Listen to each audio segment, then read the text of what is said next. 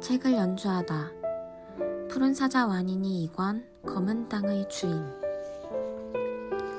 1장 두 아이.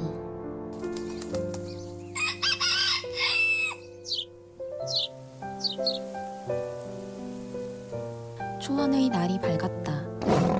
밤새 초원을 지키는 사자들의 포효 소리가 거치고 해가 떠오르자 새들은 한껏 기쁨에 들떴다.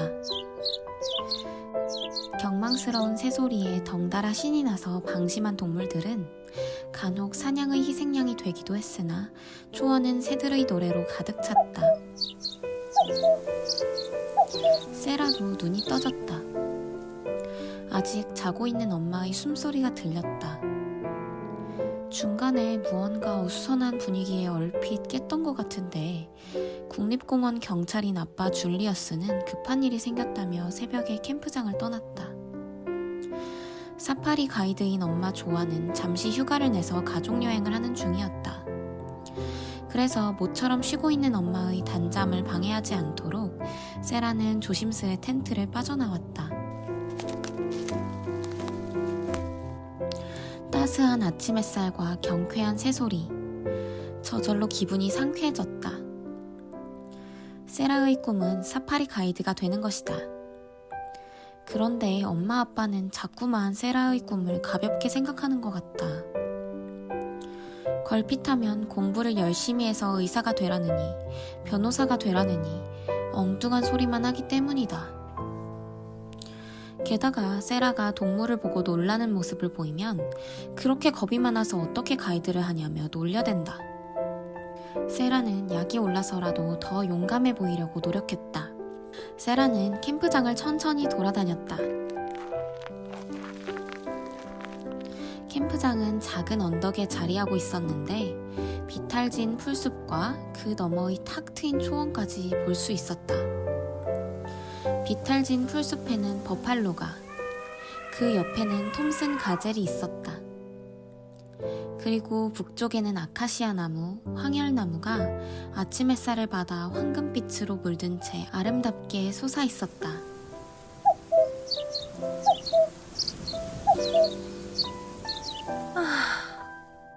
와, 초원의 아침 진짜 이쁘다. 이 풍경을 내 마음속에 새겨놓고 싶다. 아! 엄마 휴대폰으로 사진이라도 찍어야겠다. 세라는 엄마의 휴대전화를 가져오기 위해 텐트 쪽으로 돌아섰다.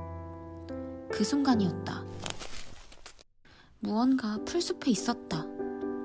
세라는 깜짝 놀라 뒤를 돌아봤다. 뭐지? 임팔라인가? 아닌데, 더 작은 것 같은데. 딕딕? 와, 실제로 보니까 정말 귀엽다. 요정 같아. 두 마리의 딕딕이 땡그란 눈으로 세라를 빤히 쳐다봤다.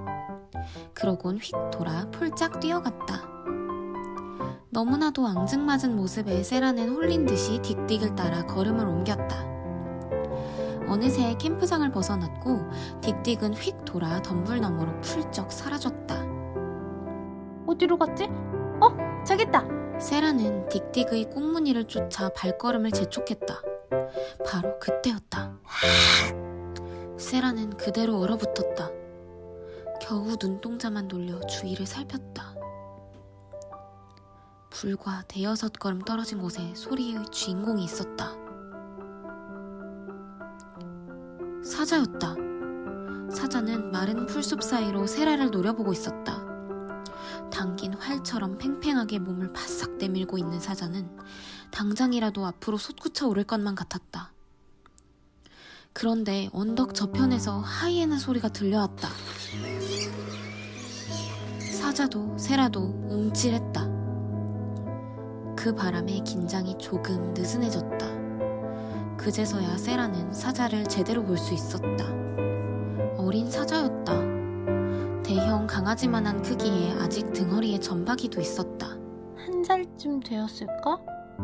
그럼 나랑 또래일 수도 있겠구나. 이렇게 사자를 가까이에서 본 건 처음이야. 무섭긴 한데 눈빛이 나를 공격하려는 것 같진 않아. 마치 길 잃은 어린아이 같아. 나에게 도움을 청하려는 걸까? 세라! 세라를 찾는 엄마의 목소리가 캠프장 저편에서 울렸다. 하지만 세라는 계속 사자를 보고 있었다. 사자도 계속 세라와 눈을 마주보고 있었다. 어쩌면 우리는 특별한 만남일 수도 있어. 친구가 될 수도 있지 않을까? 세라는 다정한 눈빛으로 사자를 바라보며 천천히 손을 들어 올렸다. 그리고 조금씩 앞으로 발을 옮겼다. 사자가 위협하듯 으르렁거렸다. 그리고 또 다른 소리가 들렸다. 세라는 그 자리에 또다시 얼어붙었다. 어린 사자도 놀라 뒤를 돌아봤다. 부스럭거리는 덤불 사이로 누런 털이 보였다. 그곳에 또 다른 사자가 있었다. 조금 더 큰 사자가 매서운 눈으로 노려보고 있었다. 세라야!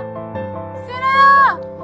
엄마의 목소리와 다급한 발소리들이 세라 쪽으로 가까워지고 있었다. 세라는 사자가 있다고 엄마에게 알려주고 싶었지만 몸이 움직이지 않았다. 겨우겨우 눈동자만 돌려 엄마와 경비원들을 돌아봤다. 만일의 경우를 대비하여 총을 들고 달려온 경비원도 있었다.